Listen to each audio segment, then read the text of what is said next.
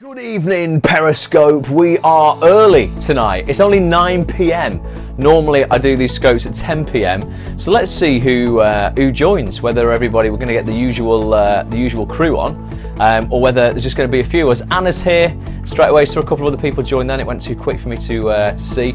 So yeah, it looks like people are joining, which is good. I'm not going to be doing book club on my own tonight, because that's a possibility that could have happened. I've chosen, guys, Rich, a few new names here. Rich, let us know where you're viewing from, mate, and how you heard of the scope, or you just stumbled upon it. JP Druck is new as well.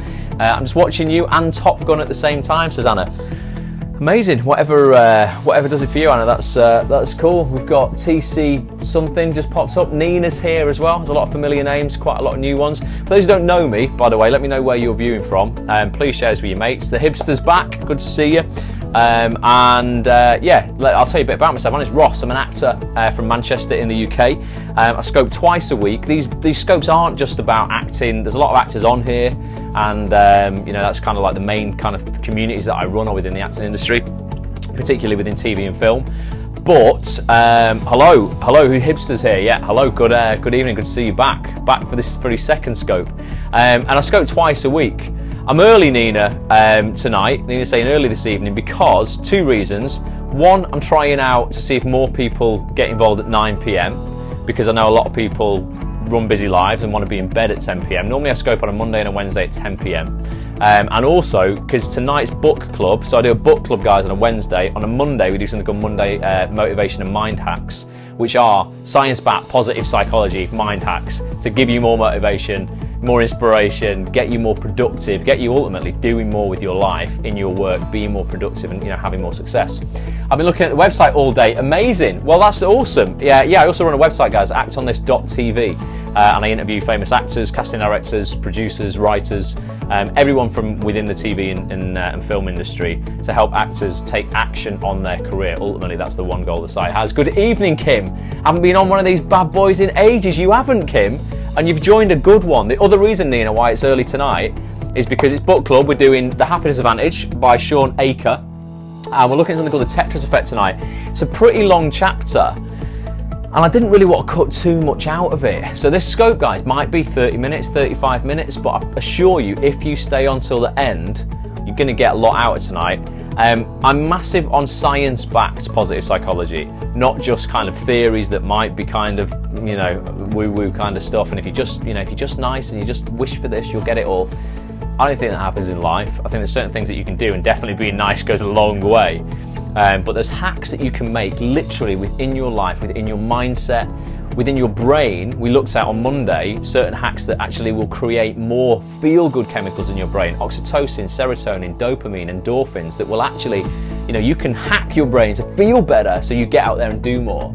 You'll have my undivided attention, says Anna. Well, thank you, Anna. So we're looking at the Tetris Effect tonight, which is what is what Shawn has termed this effect. That's based on a lot of scientific evidence. Anybody played Tetris? Give me some hearts if you are a computer game freak. If you like computer games, or you've played Tetris in the past, maybe you've got it on your phone. Anna says she loved it. It's one of them games, wasn't it? As a kid, it was kind of like that. The music, din din din din din din din din din din din. I can't remember it all, but it was something like that. But I used to play it so much that when I wasn't playing it, it would be in my head. How do you do hearts? Hipster, you just tap the screen, mate. So what you can do if you're feeling stingy is just tap it once or twice, and I'll get a couple of hearts. And then you can tap it with two fingers if you're feeling generous. 3 if you're really enjoying what's going on, and then you just do a full hand thing like that all over the screen. If you're really enjoying what's being said. And it's just an indication for me whether people are still awake. If the hearts are going through, I know people are still with me, and they're still conscious at least. Because as I say, this book club, I'm going to be reading you a fair bit of this book tonight. Last week we looked at one of the first chapters in The Happiness Advantage, which ultimately kind of gives us again a lot of science-backed evidence that our brains are malleable, all right, in terms of we can change our thoughts, our patterns of thoughts, feelings and emotions, to literally change the way we operate. A lot of people feel that you can't teach an old dog new tricks, that, oh, I'm just negative, I'm just this, I'm just that, that's just the way that I am. That's absolute bullshit. Okay, if you are a negative person, then do something about it. Okay, you can change. You don't have to just, saying that you can't change is just reinforcing that you're negative anyway. But your brain really is malleable. They've done studies on people who, for instance, people who were blinded by accidents. So people who had acid thrown in their face or something like that, they become blinded because of it.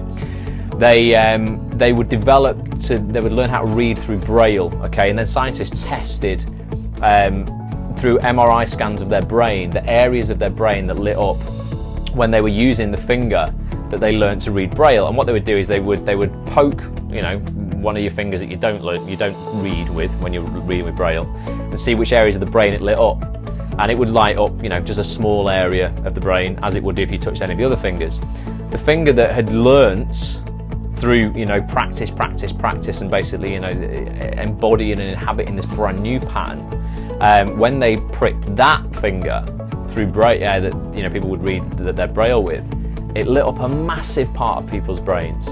And they were going, well, okay, then this isn't the fact that this person, his genes were so clever that this index finger suddenly developed and their brain developed, the ability, to have more stimulus on the end of the finger, just in the off chance that they somehow knew that this guy was going to have acid thrown in his face. It was like, no, that is a cause and effect thing. He loses his sight, he learns how to read Braille, the brain adapts, it grows, parts of the brain become more sensitive, and it ultimately showed that the brain is malleable. It can, we only use such a small amount of our brain. Very few people know the capabilities of their brain. They just think that, oh, I'm just this way, I'm just that way. And the book is all about kind of, changing, tapping into the fact that you're not that at all. So tonight, the Tetris Effect, guys. It's about training your brain to capitalize on possibility. Okay, so if you feel that you've not got a lot of kind of opportunity in your life right now, you're not getting the breaks that you need, that no one's giving you that chance, or you're just not finding any opportunity, it's going to be really useful to you, because it could be the way that your brain is currently wired for why you're not seeing that opportunity. That opportunity is probably there, but unfortunately it's just passing you by. So we're going to start off, okay? It starts off a little bit weird with another computer game reference, but bear with me. Anna says she had an audition this evening and was so nervous. Okay, well this, the kind of stuff we're going to look at tonight then will definitely help you with that, in terms of maybe you've got yourself into a pattern of, even association of the word audition with, oh God, I just go all to pot and I just feel nervous. And you're reinforcing that by telling yourself you're nervous, even before you feel nervous. But we'll look at that, guys. Okay, so it says, one chilly Massachusetts morning back in September of 2005, so over 10 years ago, I walked out of Wigglesworth Residence Hall. Okay, he says, yes, that is the real name. Okay, so this is when he was at uni. And almost attempted to steal a police car. Not a great job. He said, admittedly, this has all the earmarks of a bad career move, especially since part of my job description was to be a positive role model and help teach impressionable young undergraduates a sense of responsibility. So what could possibly have driven me to do such a thing? Unbelievably, it was a video game called Grand Theft Auto, which I had stayed up until 4 AM playing the night before. Anyone play Grand Theft Auto? I used to play it quite a lot. When I was, it's an 18 rated game. Obviously only played it when I was 18. Never allowed games that, well, I was really, but whatever. I didn't try and steal a police car. He says, for 5 straight hours, my brain had grown accustomed to the following pattern. Find a car to steal, engage in a high-speed chase, reap the reward, in this case, fake money. Of course, this was just a stupid video game and should have had absolutely no bearing on my behaviour in the real world.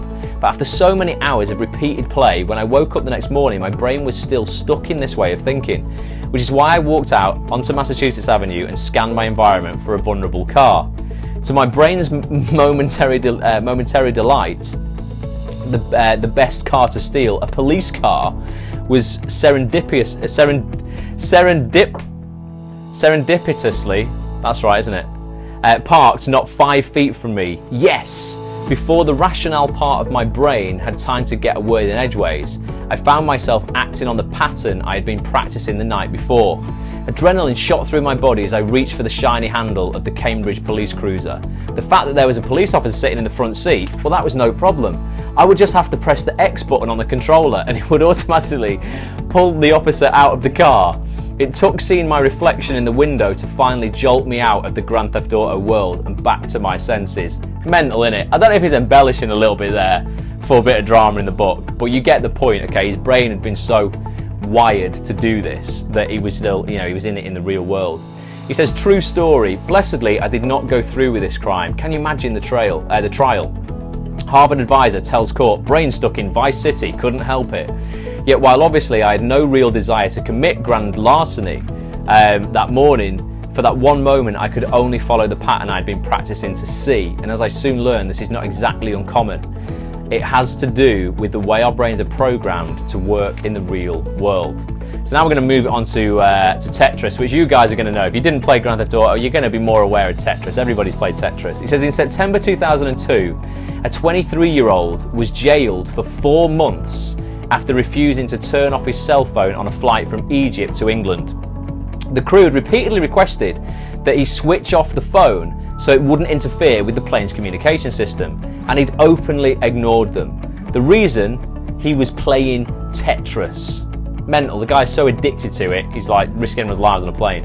Tetris, as you probably know, is a deceptively simple game in which 4 kinds of shapes fall from the top of the screen and the player can rotate or move them until they hit the bottom. When these blocks create an unbroken horizontal line across the entire screen, that line disappears. The sole point of the game is to arrange the falling shapes in a way that will create as many unbroken lines as possible. Sounds boring, but as this guy learned the hard way, it can be surprisingly addictive. And it is, and like I say, even the music, I used to play it so much as a kid on my Game Boy, my original Game Boy that was like a brick. Do you remember them? They were massive, weren't they? They were like, literally, you could kill someone with it. He says, in a study at Harvard Medical School's Department of Psychiatry, researchers paid 27 people to play Tetris for multiple hours, 3 days in a row. Whenever I mention this to students, they can't believe they missed an opportunity to play video games for pay. But wait until you hear about the side effects. I tell them for days after the study, some participants literally couldn't stop dreaming about shapes falling from the sky. Wasn't it the same colour as your top? Says Anna. What do you mean, Anna? Tetris. The Game Boy was, yeah. The Game Boy was, the original one was the same colour as this top. So for days afterwards, participants literally couldn't stop dreaming about shapes falling from the sky. Others couldn't stop seeing these shapes everywhere, even in their waking hours. Active Mechanics is here. Good evening, Rach. Quite simply, they couldn't stop seeing their world as being made up of sequences of Tetris blocks. So Rach, I'm just talking about Tetris, the Tetris Effect. I mentioned it to you earlier. So he says one Tetris addict wrote about his experiences in the Philadelphia City paper. Check this out, right? Walking through the aisles at the local supermarket, trying to decide between Honey Nut or the new Frosted Cheerios, I noticed how perfectly one set of cereal boxes would fit into the gap with in the row below it. Running doggedly around the track at the gym, bored out of my mind, I would find myself focusing on the brick wall and calculating which directions I'd have to rotate those slightly darker bricks to make them fit in with the uneven row of dark bricks a few feet down the wall. So he's even seeing Tetris blocks when he's in the gym, he's seeing them when he's out and about. People were seeing them as well when they were looking at buildings on the street, and if I just turn the Empire State Building on its side, how could I fit that into the rest of the stuff? So Shawn goes, what's going on here? Are Tetris addicts temporarily insane? He says, not at all. The Tetris effect seems from a very normal physical process. Stems from a very normal physical process that repeated playing triggers in their brains. They become stuck in something called a cognitive after image. You know those blue or green dots that cloud your vision for a few seconds after someone takes a flash photograph of you? This happens because the flash has momentarily burned an image onto your visual field. Okay, so that you look around the world, you see that same light pattern, that after image everywhere. And when these kids played Tetris for an extended period, they similarly became stuck with something clouding their vision. In this case, a cognitive pattern that caused them to involuntarily see Tetris shapes wherever they looked, just as Grand Theft Auto had made me involuntarily see cars to lift. This isn't just a vision problem. Playing hour after hour of Tetris actually changes the wiring of the brain. Specifically, as subsequent studies found, the consistent play had created new neural paths, new connections that warped the way they viewed real life situations. So really, it's kind of like a bit of a long-winded way of saying that you repeat a pattern over and over and over again, it's not just going to affect that part of your life. When you're repeating that pattern, it's going to spill into other parts of your life. He says, but of course the Tetris effect isn't just about video games. As we're about to explain in more detail, it's a metaphor for the way our brains dictate the way we see the world around us. And this is where it gets interesting now, guys. You're going to know, or you might be, one of these people that it describes. Let me know if you either know one of these people, or you might be verging on this person, or you might just hold your hands up and go, yeah, you know what, that's me right now. Everyone knows someone stuck in some version of the Tetris effect, someone who's unable to break a pattern of thinking or behaving. So you might know someone who goes, oh God, I can't help it, this always happens to me, or this is always me, I can't help it. Every time I go for this, or I go to an audition, I feel like this, or you're stuck in some kind of pattern. Everyone knows someone like that, or you might be that person, right? Often this pattern can be negative. The friend who walks into any room and immediately finds the one thing to complain about.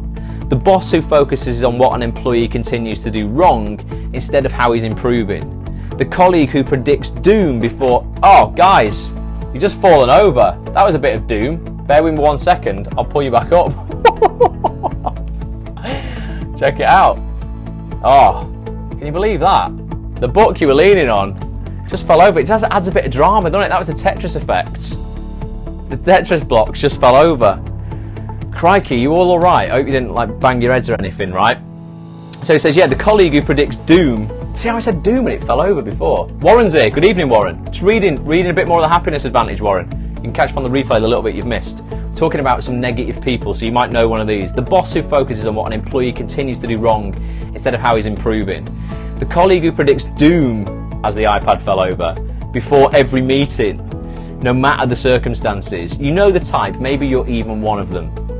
In my work, he says, with Fortune 500 companies, I've learned some things very valuable. These people usually aren't trying to be difficult. Bought the audio book, Warren has. Excellent, Warren. Well, this is like an audio-visual version of the book. So he says, yeah, they're not trying to be difficult or grumpy. Their brains are just really outstanding at scanning their environment for negatives, at immediately spotting the annoyances and stresses and hassles, and no small wonder given that, like the Tetris players, their brains have been owned and trained to do through years of practice. He says, unfortunately, our society only encourages this kind of behaviour, this kind of training. Think about it. In the work world, as in our personal lives, we're often rewarded for noticing the problems that need solving, the stresses that need managing, the injustices that need righting. He says, during a break from one of my talks in Australia, I walked outside to get some fresh air and stumbled upon two employees, also on break. One glanced up at the sky and he said, oh, it's nice that, isn't it? It's sunny today.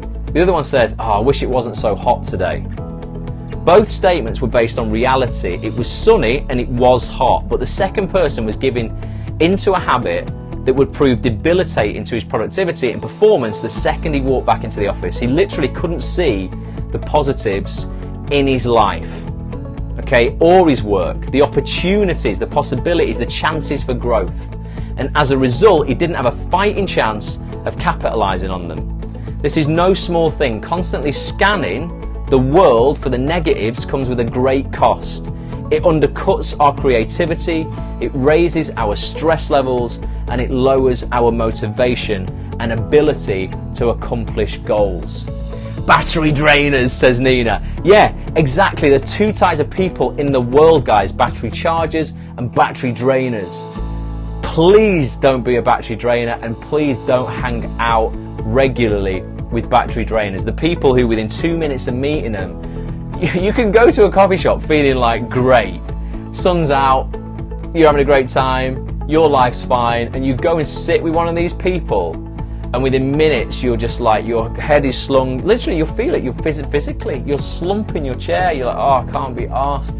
Sometimes we need to be that person for somebody like that, you know, who kind of picks them up, because they may be a battery charger normally and having a bad time, and then they become the drainer, and you've got to be there for them. But I know some people, God, who are just, give me some hearts if you know some people who are just like that. They need something to whinge about. Hearts are coming through like mad. They've got to say something negative. You know, they're the sort of people, guys, who would win an Oscar and they'd be so pissed off because one of their rivals has won 2 on the same night. Okay, they're like that. It doesn't matter what you give them, it's never ever ever enough. So he talks about bringing the Tetris Effect home now, okay? How you can actually start being aware of this, and we're going to look at in a minute how you can actually flip it so you can install a positive Tetris Effect into your brain. Okay, he says over the past year, this is really interesting, I've been working with the global tax accounting firm, okay, now that doesn't sound interesting, but bear with me, to help their tax auditors and managers become happier. I used to have a flatmate that was 100% negative 24/7, says Warren. Kick him out, Warren, I hope you did. He says, I began to realise that many of the employees were suffering from an unfortunate problem. Many of them had to spend 8 to 14 hours a day scanning tax forms for errors. And as they did, their brains were becoming wired to look for mistakes. Okay, I can't think of anything worse, right? This made them very good at their jobs, but they were getting so expert at seeing errors and potential pitfalls that this habit started to spill over into other areas of their lives. And listen to how it spilled over, because this is bad. Like the Tetris players who suddenly saw those blocks everywhere, these accountants experienced each day as a tax audit, always scanning the world for the worst. Good evening, Tony Rossi. Talking about accountants and how they scan for the worst, but listen, it'll all make sense. As you can imagine, this was no picnic, and what's more, it was undermining their relationships at work and at home. In performance reviews, they noticed only the faults of their team members, never the strengths. When they went home to their families, they noticed only the C's on their kids' report cards, never the A's. When they ate at restaurants, they could only notice, oh God, I know someone like this, they could only notice the potatoes were underdone, never that the steak was cooked perfectly. Went on a date once, never again, says Anna. I have a friend that is just constantly negative, says Kim, and drives me insane because I'm not like that. Good, you can't hang out too much with people like that. Who, you used to go on a date with an accountant, Anna, never again. I know someone like this. I don't know about you, but I get quite embarrassed by kicking up a fuss when I'm out, and maybe I shouldn't. Maybe sometimes I should be like, actually, you know what, if the meal isn't that great, we should say it's not that great, and maybe we won't get charged for it or whatever. But I'm like, you know what, if it's edible, but it's not amazing, I'm not going to kick off about it. But I know somebody who literally, you know, because a dessert on a menu thing looks amazing because they spent 10 hours taking photographs of it, and it's probably not even ice cream anyway, it's like mashed potato and they photoshopped it. Warren says him too, yeah. She would always complain, got this dessert, literally, oh, it doesn't look anything like it is in the picture, where's all the sauce? They took it back to the kitchen, put sauce on it. Oh, well, all you've done is put a bit of sauce. Literally, at one point, just pushed it towards the waitress and just went, nah, I don't want that. I'm not hungry now. I was so embarrassed, wanted the world to eat me up. And it's bad. They just saw the negative and everything. They didn't go, oh, thanks ever so much for giving me some more sauce. Yeah, it doesn't look that great, but it might taste great. They just went, what are all the negatives? I'm just going to complain about that. And so that's what people do. One tax auditor confided that he'd been very depressed over the past quarter. I've waited tables. We appreciate people like you, Ross, says Tony. Excellent. And so one of these guys had reported depression, one of these tax auditors. He says, as we discussed why, he mentioned in passing that one day during a break at work, he had made an Excel spreadsheet listing all the mistakes his wife had made over the past 6 weeks. Imagine the reaction of his wife, or soon to be ex-wife, when he brought that list of faults home in an attempt to make things better. So that's what, that's what happened in their lives. I mean, that's a massive, extreme example of it, but these tax auditors are trained to look for mistakes in everything that they do, so that they end up spilling over into other parts of their lives, and all they can see are mistakes. And I thought, guys, and let me know what you think about this, actors, right? We are taught, drama school, through classes, all these kind of things, to dissect every single exchange that goes on between two characters. Always look for the subtext.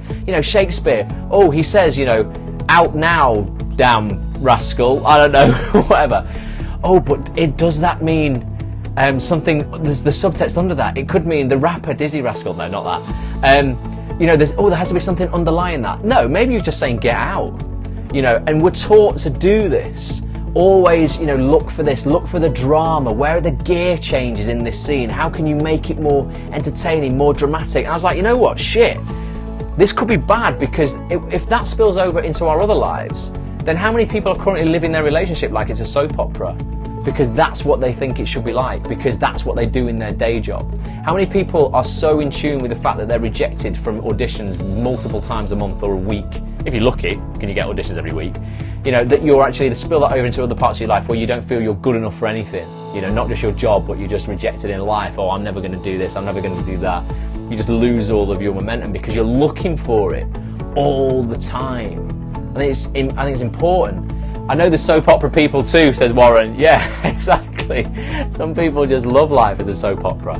But it did make me think, you know, as actors, maybe because we're trained to almost overthink scenes, to always look for the drama in them, maybe it spills over unconsciously into the rest of our lives, and we over analyze exchanges with friends. Oh, she said that, but did she mean this? Oh, he was horrible when he didn't mean to be, you know, anything like that. We just take things personally because of that. So I thought that was quite interesting that, you know, it's cropped up in these careers, and it's definitely going to be some similarities with actors. I'm going to skip a few pages now and look at the power of the positive Tetris Effect. If you want to read the pages I've just skipped and the rest of the chapters that I'm not going to be able to cover in this month's book club, get the book. There'll be a link if you're on the replay just below this, so you can go to Amazon and get it. So Shawn says, when our brains constantly scan and focus on the positive, I lost a pencil today. It's a pain, but you just have to move on. For those who aren't actors, Nina doesn't mean an actual pencil, because that would equally be a pain, but she means when you get penciled in for a role and then they say you've not got it. So I get that. I find that if I just read a scene and go for it, I just put myself into it and that's it. Exactly, Chris. Seriously, mate, I was at a read-through today for a new BBC drama called Paranoid. Got the scripts last night. It's got some great people in it. Leslie Sharp's in it, Robert Glenister, some awesome actors. I only got it last night and I had to read in for these characters who weren't there. I didn't overanalyze it. I just highlighted the parts that I was reading, looked at the context, not necessarily the subtext, but the context these lines were in. And I went in there today and read them fresh. You know, I felt I did a great job because I wasn't over-analysing anything. I just was like, right, okay, you know, let's get into this guy's head. Let's not over-analyse it, and let's just say the lines as they were probably meant to be written. Bill Gallagher, great writer, he wrote it. And it was awesome. I didn't spend 3 weeks looking for every beat, every gear change, every nuance and going, oh, at this point I'll do an eye flick and I'll turn away. You know, it's nonsense. You don't need to do that all the time. Things can be simple sometimes. And so he says, when our brains constantly scan and focus on the positive, we profit from 3 of the most important tools available to us. Anna says, great cold read practice. Yeah, cold reading, guys. Do it as much as you can. It's really good practice for just getting shit done and just getting in there and just, you know, not overthinking things. The first one, how come you don't get these great roles, Ross? I know, I go and read in for famous actors. I'm like, well, why don't they just come straight to me? Every read through, Nina, though, someone at the end will always come up to me and go, mate, just a matter of time. And I go, yeah, I'm hoping so. Bloody hell, ain't happened yet. So fingers crossed, it is only a matter of time. And I'll be able to come on one of these scopes one night and go, yeah, stars me, Leslie Ash and Robert Glenister. It isn't just the big shots. So the first important tool available to us when we focus on the positives, guys, okay? Always the bridesmaid, says Anna. It will happen. I'm sure it will, fingers crossed. So the first one is the role happiness plays, guys. It's happiness, okay? Second one is gratitude, and the third one is optimism. Happiness, gratitude, and optimism. These are the keys, literally, to your life. If you write this down now, happiness, gratitude, and optimism. I'm going to explain it to you. The role happiness plays should be obvious, totally obvious in your life, isn't it? The more you pick up on the positive around you, the better you'll feel. And we've already seen the advantages to the performance that brings. The second mechanism at work here is gratitude. We spoke about this on Monday as well. Because the more opportunities for positivity we see, the more grateful we become. Psychologist Robert Emmons, who has spent nearly his entire career studying gratitude, has found that few things in life are as integral to our well-being as gratitude. Countless other studies have shown that consistently grateful people are more energetic, emotionally intelligent, forgiving, and less likely to be depressed, anxious, or lonely. Okay, and it's not that people are only grateful because they are happier either. Gratitude has proven to be a significant cause of positive outcomes, and this is where it's important. When researchers pick random volunteers and train them to be more grateful over a period of a few weeks, they become happier and more optimistic. They feel more socially connected, enjoy better quality sleep, and even experience fewer headaches than control groups. Okay? Expecting positive outcomes. This is about being grateful and you know, just seeing the good. Expecting positive outcomes actually makes them more likely to arise, and this is why. Again, there's a bit of science behind this. It's not necessarily law of attraction. I'm just gonna think it'll happen and it will. There's science behind this shit, guys. There's science behind this, and I'll explain to you how it works.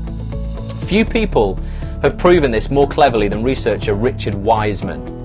Can I ask what page this is on, please? Yes, you absolutely can, hipster. It's on page 98 of the book, but if you've got the PDF, you might be on a different page. But the chapter is just called, is principle number 2, I think. No, principle number 3, called the Tetris Effect. There's 7 principles in this book. So expecting that positive outcome will make it more likely.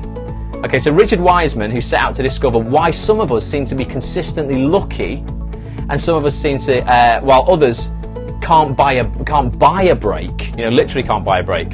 As you might have guessed it turns out that there is no such thing, in a scientific sense at least, there's no such thing as luck. Okay? So you might have people in your life and you're like, oh, you know what, it's easy for you, you just seem to land on your feet every time. Always lands in the shit, comes up smelling of roses. No such thing as this, and let's explain why. The only difference, and it's a big one, is whether or not people think that they are lucky. In essence, whether they expect good or bad things to happen to them. So you don't need, you know, if you think you're unlucky right now and you go, oh, I'm just unlucky, if I enter that raffle I'll never win, I'm unlucky, and you're telling yourself you're unlucky, I promise you, all you're ever going to be is unlucky. Wiseman asked volunteers to read through a newspaper and count how many photos were in it. The people who claimed to be lucky took mere seconds to accomplish this task, while the unlucky ones took an average of 2 minutes. Listen why. On the second page of the newspaper, a very large message read, "Stop counting, there are 43 photos in this newspaper." The answer, in short, was plain as day. But listen to this, right? The unlucky people were far more likely to miss it, while the lucky people tended to see it. As an added bonus, halfway through the newspaper was another message that read, "Stop counting, tell the experimenter you have seen this, and win $250. Okay, the people who had claimed to be unlucky in life, again, looked right past this opportunity. Stuck in a negative Tetris effect, they were incapable of seeing what was so clear to them. Okay, this is amazing, isn't it? They just couldn't see it. They were incapable of seeing what was so clear to others, and their performance and wallet suffered because of it. The extraordinary thing about Wiseman's study is that the same possibility for huge reward was latent in everyone's environment. It was just a matter of whether or not they picked up on it. So think of the consequences this has on your career success, which is almost entirely predicted on your ability, particularly in acting, to spot and then capitalise on opportunities. In fact, 69% of high school and college students report that their career decisions depended on chance encounters. How many times have you had a lucky break? It's a chance encounter. You go, I was in the right place at the right time. You weren't. You were prepared to take an opportunity. Right place, right time is preparedness meets opportunity. If you ain't prepared, you can't meet that opportunity. Okay, so you weren't right place, right time, but you were in hopefully a positive mind frame, mindset, so that you saw that opportunity. Otherwise, you might have missed it. So let's have a look. Where was it? It says when someone is stuck in a negative Tetris effect, his brain is quite literally incapable of seeing these opportunities. But armed with positivity, the brain stays open to possibility. Okay, so again, I'm going to skip a few pages, but we're going to look at getting stuck in a positive Tetris effect. How you can get your mind, rewire your brain to get stuck in a positive Tetris effect.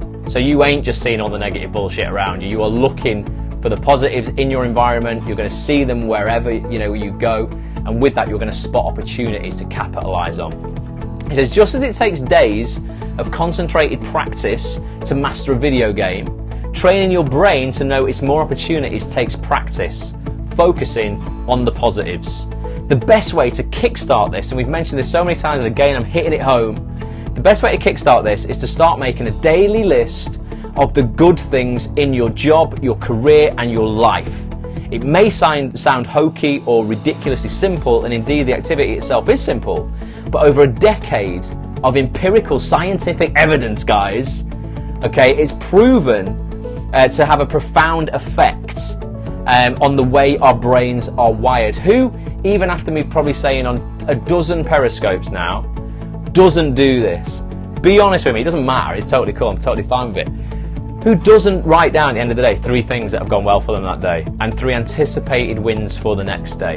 Put your hand, well, you don't put your hand up because I can't see you. Let me know if you do it. I understand if you don't do it, because you probably think, oh, it's okay, I just need to think it. I'll get into bed and I'll just think of a couple of things I'm grateful for and I'll go to sleep and I've done my job. I'm a great person, I've done it. Warren, so you say you do it, Warren, or you don't do it? Because if you don't, start doing it, but please write it down. Get an app on your phone. I use something called Day One Journal, and I set an alarm every night. Hipster doesn't. Hipster, start doing this, it will change your life, mate.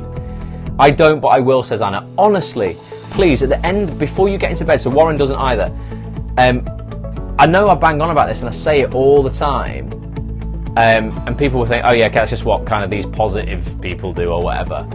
It's literally the science behind it. That's funny because I'm thinking of doing it tonight. Excellent, Chris, do it.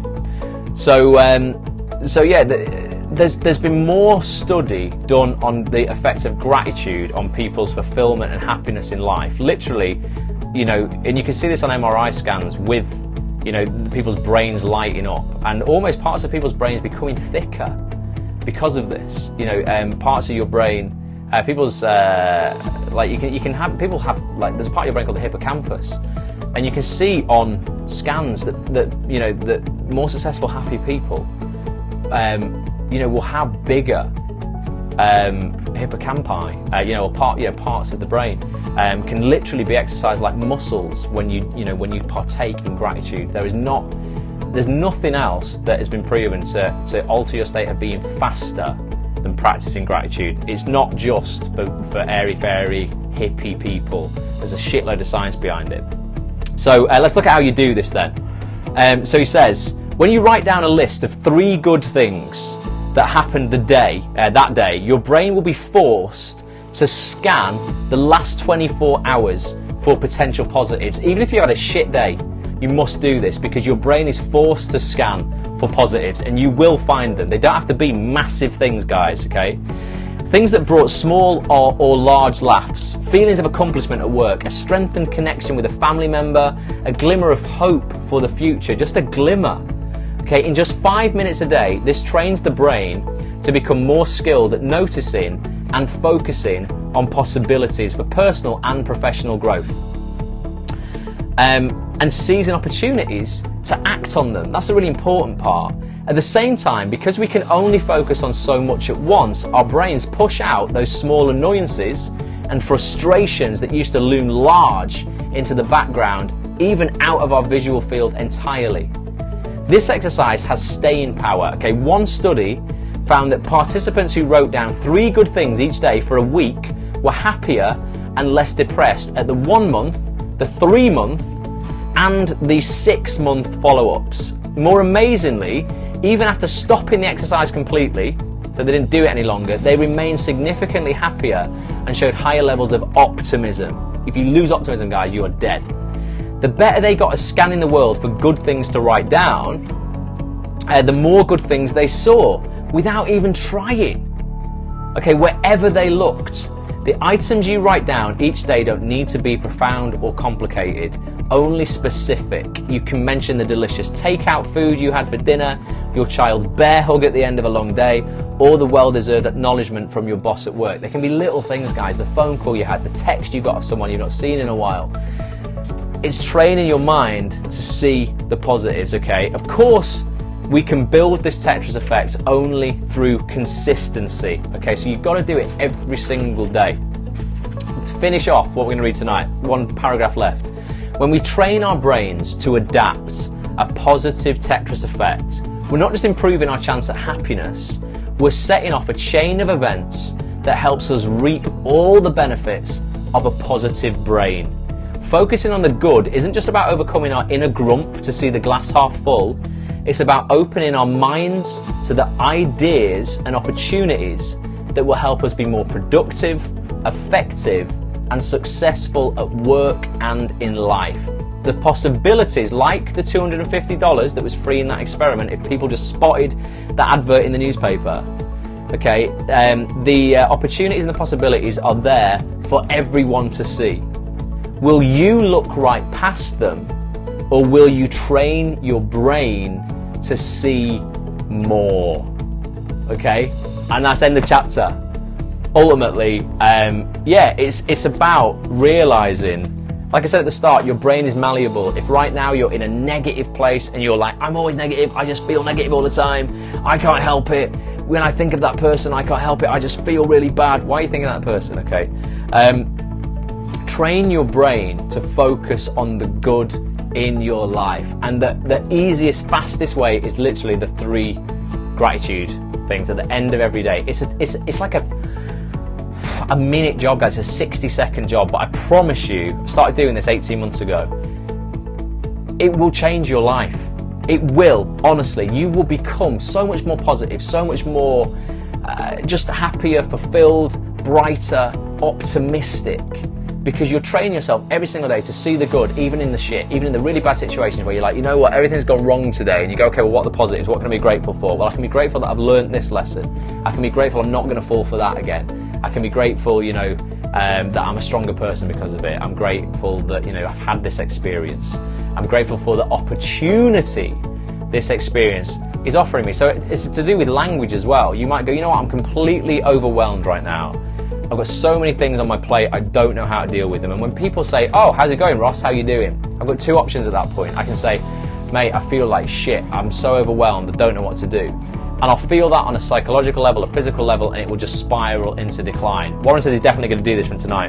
What I can do is I can choose my language. So rather than saying I'm overwhelmed, I can say, you know what? I'm blessed with opportunity right now. I've got a lot on my plate, and I'm just figuring out which are the things I want to keep and which are the things that I want to throw away. And I can be grateful for the opportunity that life is giving me right now. You know, because a lot of people don't have a lot on their plate, don't feel overwhelmed, and they probably wish to God they did feel overwhelmed about something because they live such mundane lives. You know, if you feel overwhelmed, embrace that. You know, be grateful for it. Keep cutting out a bit, says Anna. Hopefully it might just be the odd glitch on Periscope. It seems to be quite stable for me. Sometimes I can see if it cuts out. But you can check the replay out if you think you missed a bit, Anna, and hopefully it'll be fine on there.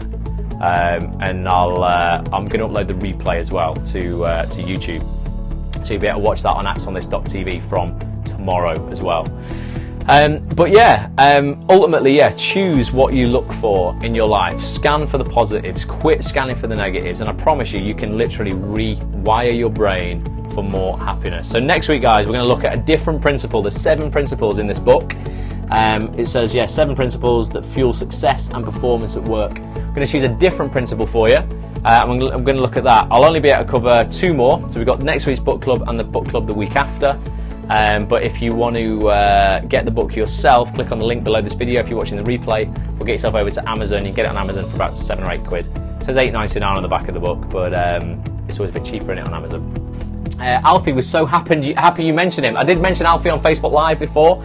Excellent. Sorry, can you repeat exactly what we write in it each night? Yeah, so all you're doing, Chris, is literally reviewing the last 24 hours of your life.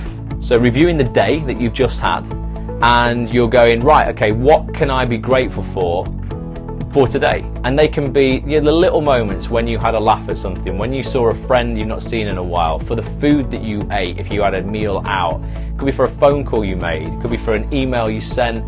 Little things, it don't have to be multi-million-dollar moments. You know, it could be a win that you've had at work, in your life, you know, experience you've had in your relationship, anything at all you can be grateful for. You're like, actually, you know what, that was really cool. And you just write down 3 things that you can be grateful for in your life right now, okay?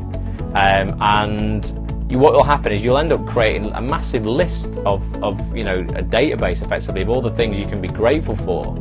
And then on day you're feeling shit, it's amazing, I can do this on my phone, just flick through the last few days and you'll just see all these things in your life to be grateful for. And you're like, you know what, life is alright, life is good. And you will find, even on the shittest days, even on the days where you feel everything has gone wrong for you, you'll always be able to find 3 positives. And you should do, for your psychological welfare, you should at least look for 3 positives, even if you've had a really dodgy day, because there will be some positives there. There'll be lessons that have been learned, there'll be things that have made you stronger, there'll be things that, you know, you can implement into your life so you don't have a shit day in that respect again. So yeah, you're just looking for 3 positives, 3 things to be grateful for.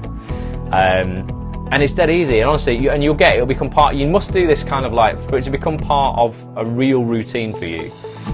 Ideally, I like people to do it for 30 nights, and then it's something that it's just something that you do. It's like when you're starting the gym. You know, if you go for 2 weeks, you'll probably quit it. Most people fail around the 17, 18 day mark when you look at creating positive habits.